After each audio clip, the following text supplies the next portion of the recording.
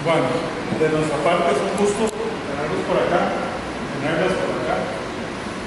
Como parte del programa, la idea es abrir un espacio para reflexionar sobre el tema del emprendimiento. Es un tema vital, vamos a ver por qué. Y también para presentarles la forma en que nosotros en NeuroAula o en IS Corporación entendemos la temática y la abordamos tanto en nuestra empresa como en otro tipo de emprendimientos que ahí después podemos conversar al respecto. ¿Por qué es importante hablar de emprendimiento? Ciertamente tenemos una realidad la cual sufre una serie o se caracteriza por una serie de tendencias, dentro de las cuales hay de todo tipo, incluyendo el tema de por ejemplo, el tema de la migración, que es todo un tema, ¿verdad? No solo en Costa Rica, sino es un tema que aqueja a la humanidad y que obliga eventualmente a generar soluciones o alguna solución en ese sentido para poder solventar las causas de la migración, que es la falta de trabajo, la pobreza, la violencia y ese tipo de cosas. Entonces, el mundo sufre elementos demográficos importantes en términos de, en teoría, tenemos una vida más larga, pero no necesariamente más confortable, ni necesariamente más satisfactoria, ¿sí? Parte de las contradicciones que tenemos. El tema de la información, vamos a ver que tenemos mucho más acceso a información, pero no necesariamente estamos más informados. Arrancamos haciendo la reflexión de por qué es pertinente hablar de emprendimiento, ¿sí? Y tal vez ya que tenemos más, yo abriría la pregunta, ¿por qué creen ustedes que es necesario, que es urgente hablar de emprendimiento y de innovación también? ¿Por qué creen ustedes que eso es relevante? Es una pregunta. Para ver si vale la pena o no. ¿Perdón? Para ver si vale la pena o no. Ajá, ¿sí? ¿Para qué más? ¿Por qué eso? Para hacer cosas diferentes. Para hacer cosas distintas en un mundo cada vez más cambiante, ¿verdad? Con una serie de tendencias en el cual la migración, por ejemplo, y tuvimos un ejemplo el sábado, es uno de los factores que tenemos que gestionar. Y pareciera que no tenemos muchas soluciones a ese tipo de problemas, la migración y demás. ¿Por qué más es importante hablar de innovación y de emprendimiento? De ambas cosas que para nosotros están mezcladas. Movimiento en la economía. Para el movimiento en la economía hay una necesidad urgente de empleo que el Estado no va a poder suplir. A pesar de que muchos esperamos que el Estado sea el que nos dé trabajo, la realidad es que ni el Estado costarricense ni ningún Estado en el mundo va a poder suplir la brecha de trabajo que nos enfrentamos ya hoy y que se va a multiplicar en los próximos años, ¿sí? ¿Por qué más es importante hablar de eso? El país el gobierno vive de los impuestos, entonces no puede emplear a los demás. ¿Sí? Y los impuestos los generan los emprendimientos, en buena teoría. El ingreso sano, ¿verdad? Se genera a partir del trabajo. El emprendimiento significa generar valor, ¿sí? Y no, idealmente la idea no es generar impuestos a partir de aumentar la deuda, no sería lo más recomendable, a pesar de que esa ha sido como la tendencia. Algo más por el cual hablar de innovación. Cuando estaban entrando estábamos hablando de que hoy en día ciertamente estamos dramatizados, crucificados por información, ¿verdad? Pero aún así no precisamente estamos mejor informados. Hay todo un tema de distribución de la riqueza, ¿verdad? Las corporaciones hoy en día son más poderosas que ciertos países, ¿sí? ¿Qué puede implicar eso? ¿Qué implica que poco a poco nos estamos corporativizando y que poco a poco más empresas se fortalecen, crecen a niveles exponenciales importantes y son aún más poderosas que ciertas economías? ¿Qué puede implicar eso para nosotros como ciudadanos? ¿En qué nos afecta eso como ciudadanos? ¿En qué nos afecta que las corporaciones sean más poderosas que los países? Y ahí les dejo la duda. Y si avanzamos más en esto, tenemos una serie, estas son informaciones de 2014, 2015, 2016, podemos suponer que eso todavía es más dramático. Vean que cada minuto, cada segundo de nuestra vida estamos crucificados, atravesados por elementos propios de vivir en un mundo globalizado. ¿Sí? Esto, ¿verdad? Si vemos ahí 72 millones de usuarios en YouTube, en Facebook, en Google, y probablemente a esas alturas debe haber más elementos en ese cuadro que está ahí. ¿Sí? Es interesante, es apasionante. Los que hemos vivido otras épocas, los que venimos de los 60 y que hemos vivido el proceso de transformación hasta la era digital, es un proceso apasionante. Algunos amamos más los 80, ¿verdad? Menos digitales y más divertidos. Pero hoy estamos en el siglo XXI y estamos abocados o obligados a enfrentar grandes desafíos para la humanidad que tienen que ver con esto, que tienen que ver con esos elementos, ¿verdad? Elementos como este, ¿verdad? Nuevamente esa realidad es digital.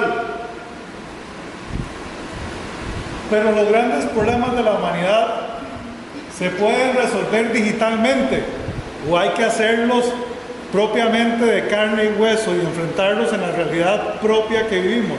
Es más, yo hago la pregunta, ¿es cierto que todas las personas en nuestra sociedad están siendo privilegiadas por este ambiente digital?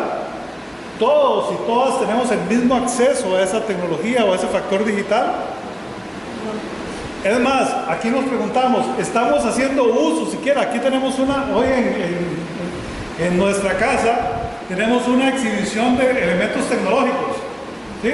La pregunta es siquiera si eso que estamos exhibiendo lo usamos en nuestras instituciones, si sirve para algo. Tenemos computadoras, tenemos elementos.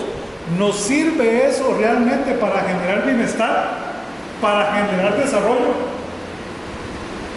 Esa es una pregunta crítica.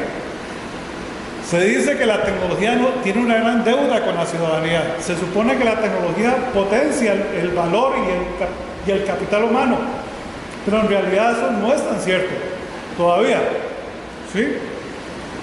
Entonces, cuando nos sometemos a estos elementos y a estos ejemplos de demás, nos enfrentamos a algunas realidades importantes. ¿Sí? Cuando hablamos del plan, y aquí nos gusta hablar de trabajo, nos gusta hablar de educación, nos gusta hablar de desarrollo, nos gusta hablar de bienestar, nos gusta hablar de comunidad, nos gusta hablar de personas, y eso lo vamos a ver en el modelo al final de la charla. En el 2014 se hizo ese estudio, ¿sí? Ayer. Y nos encontramos, dice el estudio, que el 90% de las personas en los trabajos, en las instituciones, no están comprometidas, ¿sí? Uno podría suponer que en una realidad tan digitalizada, tan globalizada, tan abierta y tan divertida, las personas estarían más satisfechas, pero los estudios demuestran que no es así. Entonces, tenemos crisis de cultura, ¿verdad? Tenemos personas, el 50% de la gente no está satisfecha con los líderes a los cuales están vinculados, ¿sí? Tenemos que 1 de cada 4 personas no cuenta con las herramientas adecuadas para potenciar su desarrollo. 1 de cada 4, el 25% de las personas no tienen las herramientas para poder generar valor. El 50% de la gente se tiene que retroalimentar entre sí porque no lo recibe de ningún otro ente. Vemos que además el 66% no creen tener un futuro profesional mejor. ¿Sí? No creen que haya futuro para ellos de desarrollo. La relación entre los pares, el tema de la amistad, lo emocional dentro del trabajo, ¿verdad? Ahora podemos compartir la presentación después sin ningún problema. Podemos compartir. Se dice que ese elemento emocional es el factor número 1 para que la gente quiera dar un poco más a sus empresas. No es la plata, No es el tema, es estar entre amigos, estar entre gente de confianza, ¿sí? Y ese factor a veces no se valora lo suficiente. Y vean que hay un 20% de gente, por lo menos, que no se siente valorada en su trabajo, ¿sí? Estos son elementos de investigación. Entonces decimos, ¿qué es lo que pasa? ¿Sí? Y la realidad, y eso es solo una muestra de eso que les voy a presentar, se han hecho estudios también de brechas de capital, brechas de competencia, brechas de capacidad. Esa es solo una muestra, y eso es al 2015, los índices aún ahora son peores, pero esa es la brecha de capacidad. En términos de liderazgo, hay más indicadores de otras capacidades, pero cuando estamos hablando de emprendimiento, de innovación, estamos hablando a la vez de liderazgo, ¿sí? Entonces, ¿qué es lo que vemos ahí? No sé si lo pueden ver, ¿sí? Vean que el tema es que a la derecha está la brecha, ¿verdad? Brecha en capacidad de países seleccionados. Entonces, lo que vemos aquí es que en Canadá, por ejemplo, hay un menos 37% de capacidad disponible de liderazgo en las personas. Entonces, vean que en nuestra área, en Sudamérica, en América Central, tenemos un 37% de deficiencia. Entonces, en promedio, lo que dicen los estudios es que hay un faltante de líderes, ¿sí? Hay un faltante de líderes en el mundo. Entonces, ¿cómo vamos a resolver los grandes problemas de la humanidad si no tenemos los líderes que se hagan cargo? ¿Sí? Y cuando hablo de líderes, estoy hablando igualmente de gerentes. Pregunto, ¿es igual un líder que un gerente, que un administrador, que un ciudadano? ¿Es lo mismo? ¿Qué es un líder en último caso, finalmente? Un gerente puede ser gente, pero no necesariamente líder. El líder tiene la capacidad de que todos quieran seguir en realidad. Inspira, ¿verdad? Y motiva el desarrollo y el emprendimiento. Entonces, lo que falta de gente que te inspire, ¿sí? Hay ejemplos muy claros. Por ejemplo, Elon Musk ahora es un tipo que pierde plata todos los días y pierde millones de dólares. ¿Y por qué la gente sigue creyendo en él? ¿Por qué la gente sigue apostándole a Tesla? A pesar de que dice ser un fabricante de carros y es un mal fabricante de carros. Y dispara la plata y se pone a hacer locuras y tira un carro al espacio y demás. ¿Y por qué la gente lo sigue creyendo y le sigue financiando? ¿Por qué? ¿Por qué? Porque los convence. Porque hoy en día las empresas apuestan a futuro, entonces hoy en día hay todo un cambio en el paradigma económico, en el paradigma contable. Ya la ganancia no se proyecta hoy, sino se proyecta a futuro. ¿Y qué es lo que Elon Musk, qué es lo que les vende? Les vende futuro. Eso es lo que les vende. Eso va a ser rentable un día. No se preocupen. Ahora, ¿es el único caso?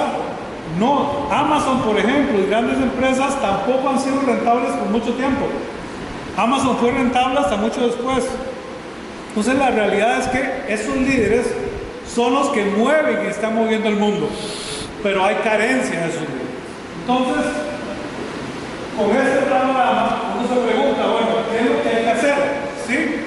Entonces, desde la investigación, desde el trabajo, y de alguna forma desde la academia, que tiene que responder a lo que el trabajo demanda, se habla de que se requiere de una cultura de aprendizaje continuo. Muchos de nosotros estamos en el ambiente académico, nos encanta la educación.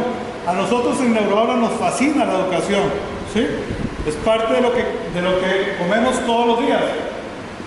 Se dice que la gran necesidad que tenemos es anticiparnos a los problemas de mañana. Vean que ya hoy estamos crucificados por los problemas de hoy, pero ese no es el problema más grande. Tenemos que anticipar los de mañana. ¿Y cómo hacemos si no podemos resolver los de hoy? ¿Cómo vamos a anticipar los de mañana? Estos elementos de innovación, de productividad, de calidad, de utilidades, ¿verdad? Ustedes ven que ya no es tan importante, pues, como les contaba el caso del MOS. Entonces, ¿cómo se puede generar esa cultura de aprendizaje continuo? Muchos de ustedes vienen de la charla de STEAM, ¿verdad?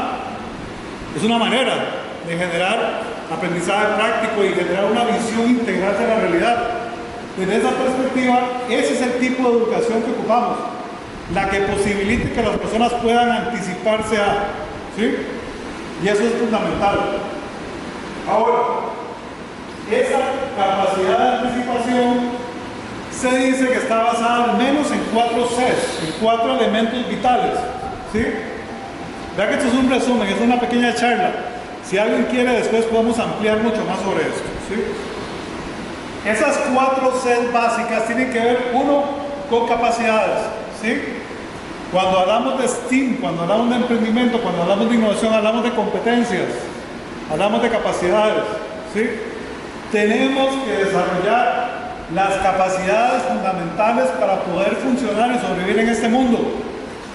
Eso es vital, fundamental. Todavía nuestra educación está enfocada en tareas, en actividades, todavía no es integral, todavía no es sistémica, ¿sí?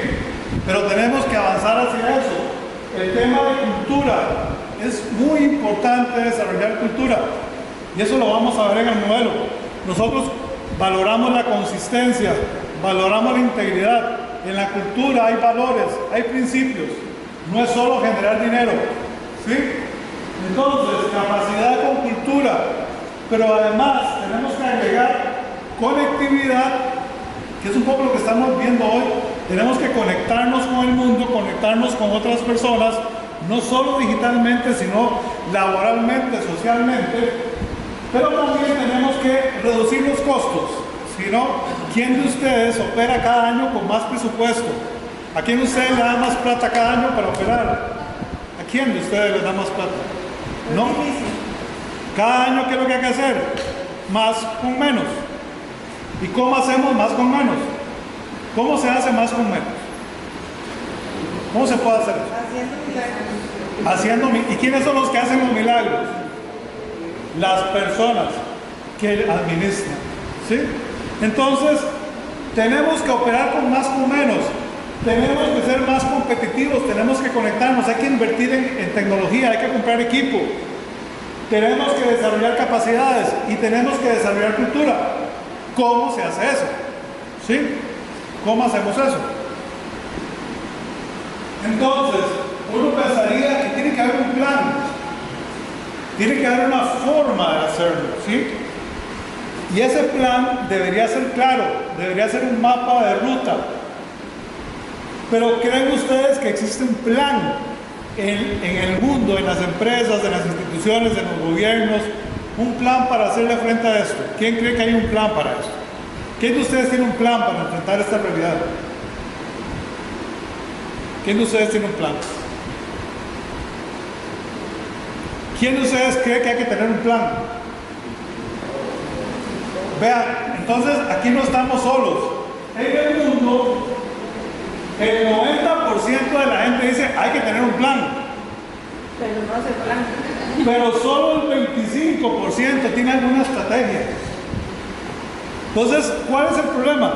El problema no es la falta de conciencia, o sea, estamos suficientemente conscientes de que hay que hacer algo, pero no sabemos cómo.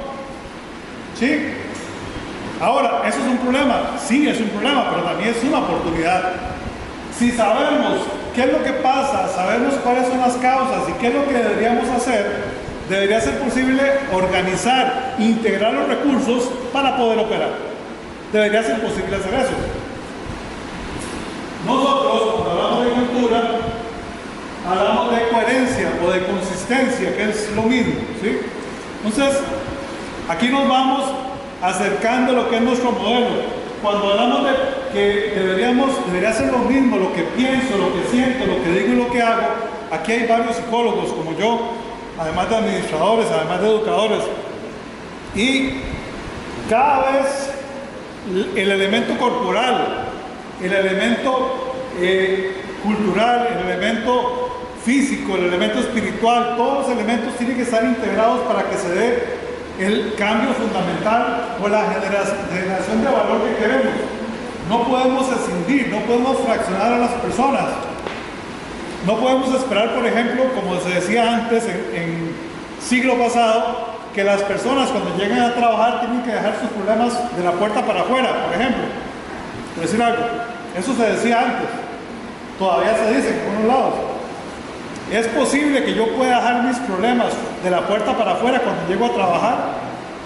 No. Ninguno de esos elementos es posible. Yo no puedo aprender si no me divierto. Yo no puedo aprender si no siento lo que tengo. Abajo hay una serie de apps muy interesantes para enseñar a los niños a aprender con figuritas y con las pantallas, que no solo sirven para jugar, sino pueden servir para aprender. Todos esos elementos de cómo vincular y cómo introducir a la persona en el aprendizaje es parte de lo que queremos hacer. El STEAM es una de las maneras. Y resulta que hace miles de años, un tal Aristóteles, ¿verdad?, que es un pilar de nuestra cultura, él hablaba de excelencia.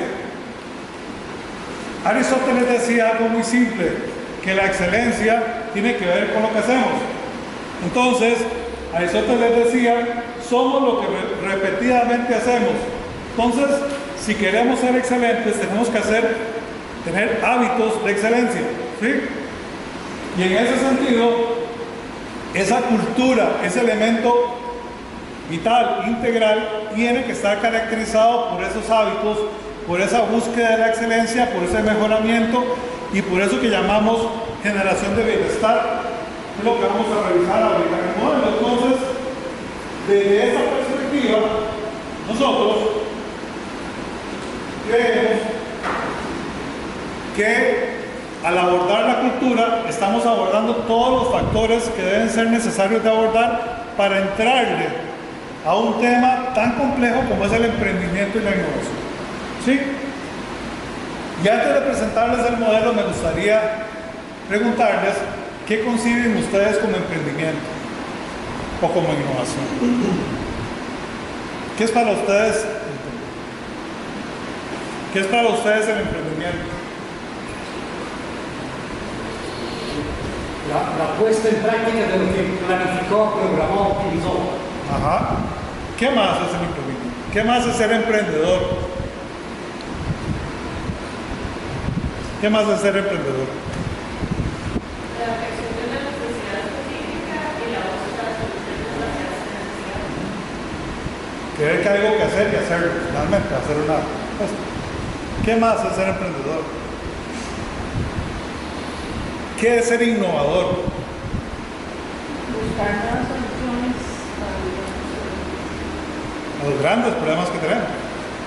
¿Qué tan sencillo es ser emprendedor e innovador?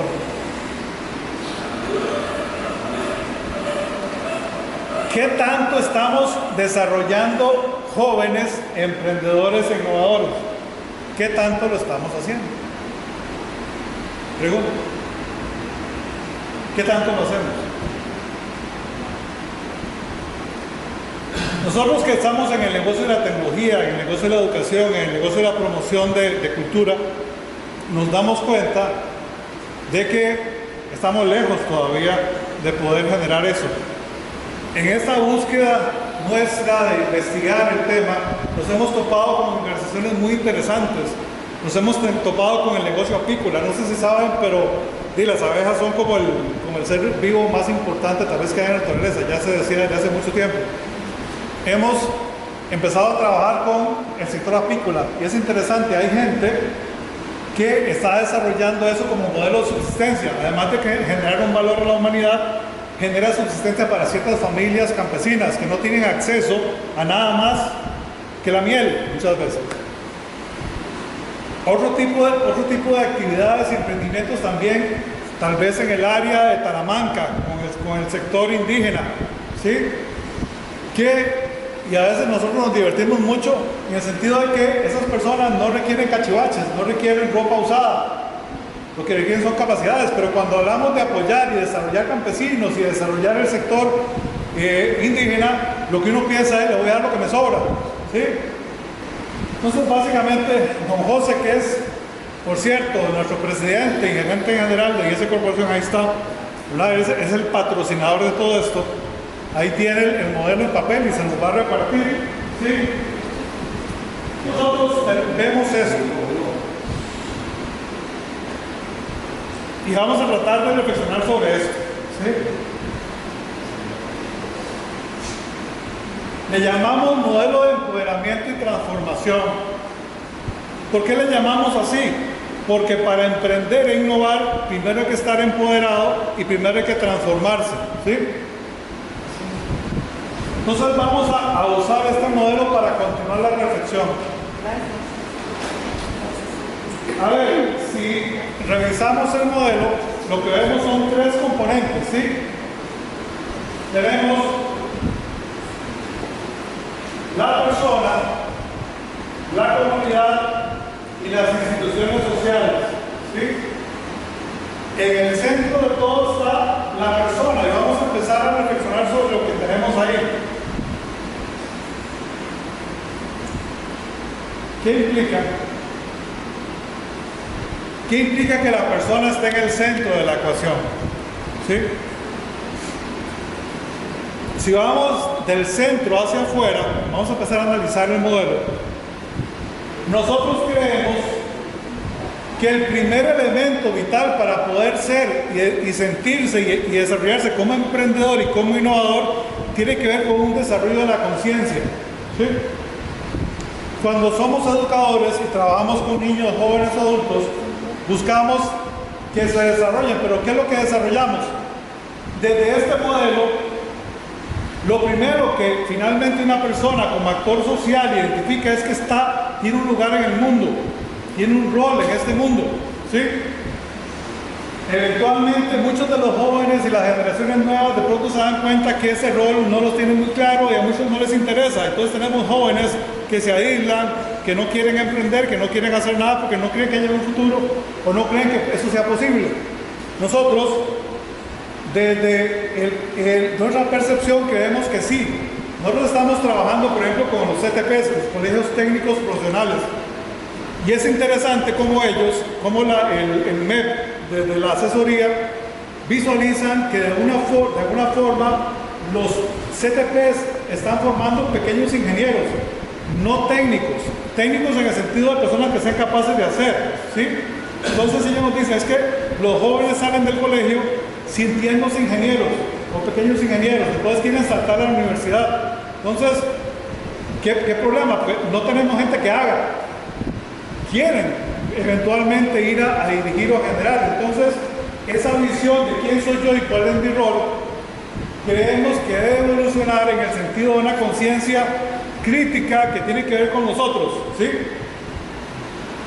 Nosotros trabajamos también mucho con Fundaec, es una institución colombiana que tiene más de 30 años, que trabaja con el sector rural sobre todo, desarrollando capacidades y desarrollando la conciencia social, que es lo que estamos hablando aquí.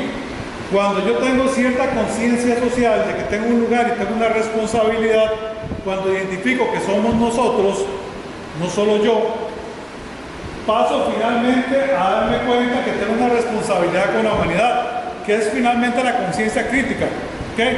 Tengo que hacer algo. Cuando uno habla de conciencia, generalmente se vincula esto con el hecho de que yo tomo conciencia y lo que voy a hacer es ir a tirar piedras porque yo tengo que quejarme, ¿sí? Pero eso no tiene nada que ver con quejarse, tiene que ver con qué hago, ¿sí? Veo mi rol y veo lo que tengo que hacer y desde ahí defino, bueno, qué es lo que me toca hacer. Entonces, cuando hablamos del desarrollo de conciencia, es llevar a la persona desde quién soy yo a quiénes somos nosotros y eventualmente qué podemos hacer juntos, ¿sí?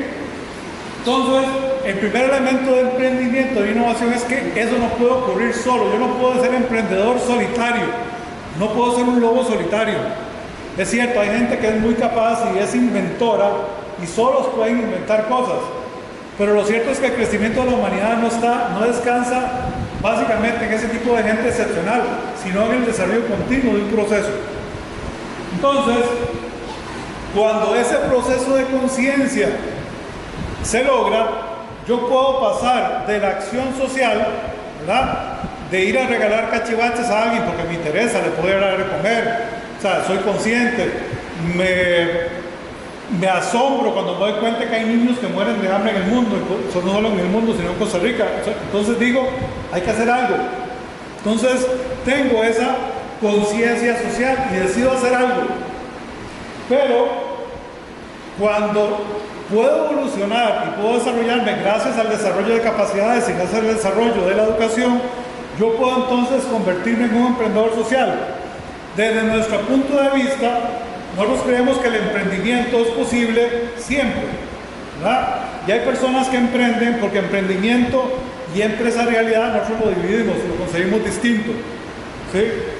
Lastimosamente nos hemos dado cuenta que en las universidades se vinculan ambos. O sea, si yo no soy empresario, no soy emprendedor. Sí, lo vemos en muchos casos, cuando los proyectos de emprendimiento, de innovación que se hacen en las universidades, generalmente la primera pregunta que le hacen al emprendedor, ¿cuál es?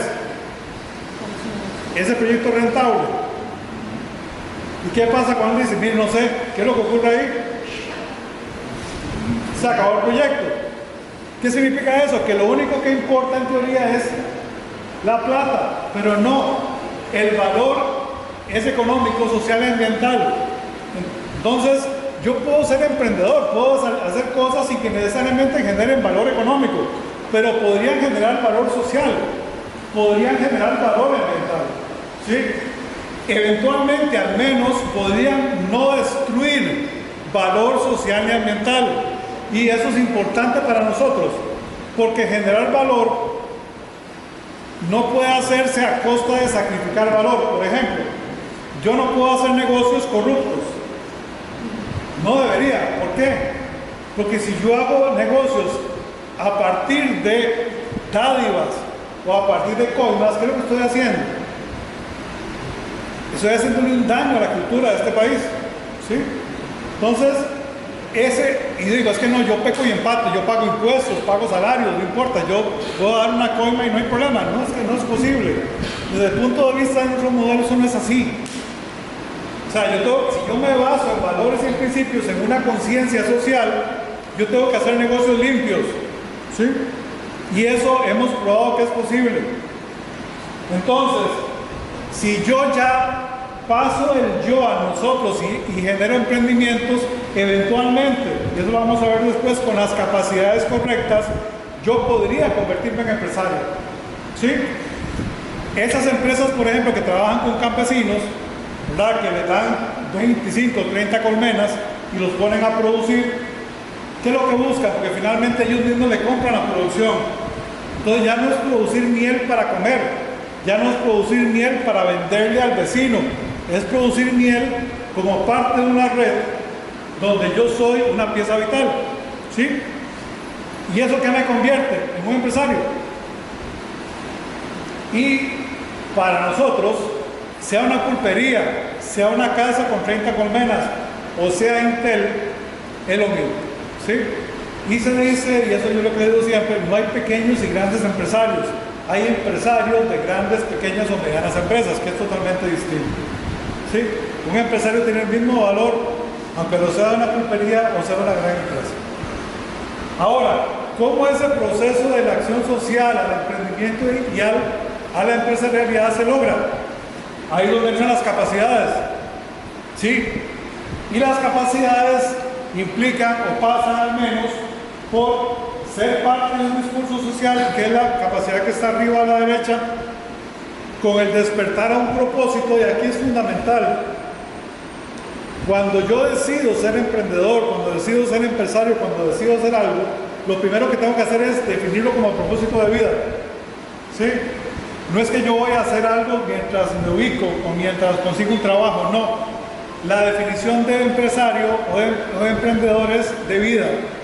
Es un propósito de vida. No puede ser algo distinto a eso, ¿sí? Adicionalmente, cuando yo despierto un propósito, me empiezo a hacer preguntas. ¿Cómo puedo convertir esto en un modo de vida? ¿Cómo puedo vivir de esto? ¿Cómo puedo favorecer a otros? ¿Sí? Esas preguntas, ¿verdad?, que son vitales, me permiten establecer un plan, ¿sí? Un plan en el cual yo identifico brechas y qué recursos necesito. ese proceso debe ser acompañado, porque no es tan fácil que cualquier persona pueda identificar ese plan y las brechas. Nosotros generamos ese acompañamiento. Entonces, cuando yo tengo un plan con brechas y capacidades, yo empiezo a articular, ¿sí? Empiezo a articular con otros para obtener recursos. Entonces, esa miel que se está produciendo, la idea es exportarla a Europa. Ahora, yo solo no puedo, pero como grupo sí puedo, ¿sí? Entonces, yo puedo desarrollar capacidades y gestionar recursos, puedo medir y evaluar el resultado y finalmente aprendo, mejoro e innovo, ¿sí? Esas capacidades que están fuera del círculo del yo son las capacidades vitales mínimas que se requieren, creemos, para lograr innovar o lograr emprender e innovar, ¿sí? ¿Cuál es el rol entonces de las comunidades y cuál es el rol de las instituciones sociales? Vamos a la institución social, ¿sí? Como el caso de esta empresa que desarrolla campesinos, o el caso de nosotros, o el caso de ustedes. ¿Qué es lo que tenemos que hacer? Tenemos que generar la conciencia de humanidad, tenemos que humanizar esto, ¿sí? Se supone que estamos en una era donde el capital humano es lo más importante, y eso lo decimos siempre, lo decimos en las clases, se dice en la misión, pero realmente eso no es tan cierto, ¿sí? Entonces tenemos que convertir eso en una realidad, tenemos que desarrollar capacidades y tenemos que gestionar y crear valor. La institución social, sea empresa, sea universidad, sea escuela o colegio, tiene que generar valor. Y ese valor, como les decía antes, no es solo valor económico, es valor social y valor ambiental. Entonces, esos elementos de la institución social que forman parte de una comunidad, y ahí nos vamos al otro lado de la ecuación. Y cuando nos damos cuenta que pertenecemos a una comunidad, ¿verdad? Y esa comunidad no es solo mi barrio, sino que es mi país, inclusive más allá, me puede permitir eventualmente vincularme con otros, me permite transformar y generar valor y me permite trascender, ¿sí? Como ven, este modelo que está acá es un poco una forma de sistematizar cómo puedo hacer para enfrentarme a un tema tan complejo como es el emprendimiento y la innovación. Porque con todas las personas que hemos conversado, como veíamos en el cuadro, la conciencia existe. El tema es cómo le hacemos. ¿Cómo hacemos para desarrollar esa capacidad? ¿Y cómo hacemos para hacerlo de una forma sostenible? ¿Sí? Porque el asunto es que si no logramos colocarnos al nivel de las grandes economías, eventualmente vamos a perder esa posición de privilegio que tenemos todavía como Costa Rica, donde muchas empresas vienen a este país porque vienen buscando ese capital humano, esa capacidad personal. Pero no podemos depender de servicios. Hace 40 años, Costa Rica era 80% producción y 20% servicios. Hoy estamos a la inversa. ¿Qué riesgo implica eso? ¿Cuál es el riesgo de depender de los servicios? Y eventualmente, hoy en día son más las empresas que se van que las que llegan, en realidad, ¿sí? Y si, por ejemplo, IBM desarrolla, ¿cómo se llama el sistema de inteligencia artificial? Watson. IBM que desarrolla un robot que da servicio, eventualmente ya no va a hacer falta personas, sino colocan a Watson y Watson le da servicio a cualquiera. ¿Qué significa eso? Pero hay que mantener a Watson. Sí, pero Watson es... Entonces, el problema es que Watson es mucho más económico que 200, 300, 1000, 2000 y 3000. Entonces, ¿cómo hacemos para que Watson no se robe el trabajo que tenemos? Tenemos que crear nuevos trabajos, crear nuevas oportunidades. No podemos depender de que alguien venga y nos dé esos trabajos.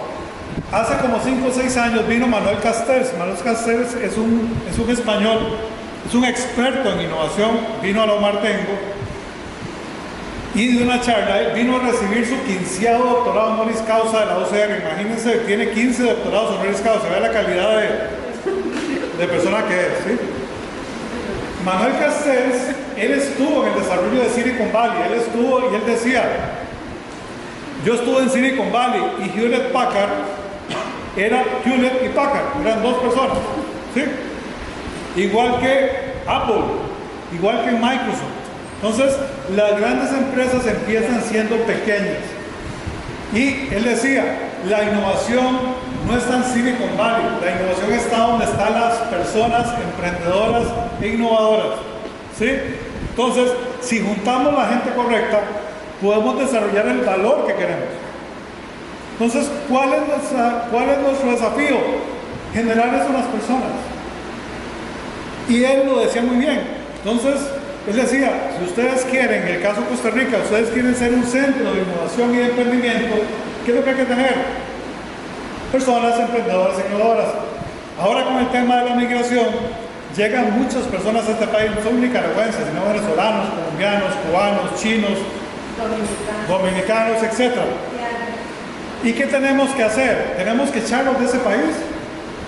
¿Tenemos que actuar xenofóbicamente y decir, no, es que se roban mi trabajo? ¿Sí? En realidad, dice la estadística, y me encantaría ponerles un video por ahí que habla del problema que va a haber al 2030 por el tema de la migración. Las grandes economías no tienen el capital humano suficiente para sostener su producción y su economía. Economías como Alemania y las grandes economías nórdicas están atrayendo capital humano de afuera. Están buscando que las personas migren, no porque sean buena nota, sino porque necesitan eso para poder producir. Entonces, las grandes economías están atrayendo capital humano y nosotros estamos tratando de patearlos y que se vayan. O sea, ¿qué sentido tiene eso? ¿Qué tenemos que hacer? Tenemos que... No los hemos pateado por muchos años. ¿Sí? Pero ¿cuál es el tema? Tenemos que aprovechar la sinergia. Tenemos que desarrollar las capacidades que tenemos, como ticos, o como migrantes, o como lo que seamos. En realidad, el elemento vital aquí es que nosotros creemos que sí se puede crear y desarrollar emprendedores innovadores. Como universidades, o como escuelas, o como colegios, eso es parte de la esencia y del ser de esas instituciones. Lo cierto es que no estamos pudiendo hacerlo bien. Nosotros, desde el STEAM, desde este modelo, desde todo lo que tenemos, desde la tecnología, desde las ciencias, desde todo lo que somos, tenemos que articularnos para poder generar el valor que ocupamos. Y creemos que es posible, ¿sí? Y hoy, con esta pequeña charla, que yo espero que genere cierta claridad sobre la forma en que nosotros vemos el tema, ojalá que les interese, ¿verdad? Es una manera, no es la única manera, pero es algo que hemos podido consolidar y aplicar después de varios años de estar reflexionando e investigando sobre el tema. Eso es lo que queremos compartir con ustedes en esta charla que teníamos.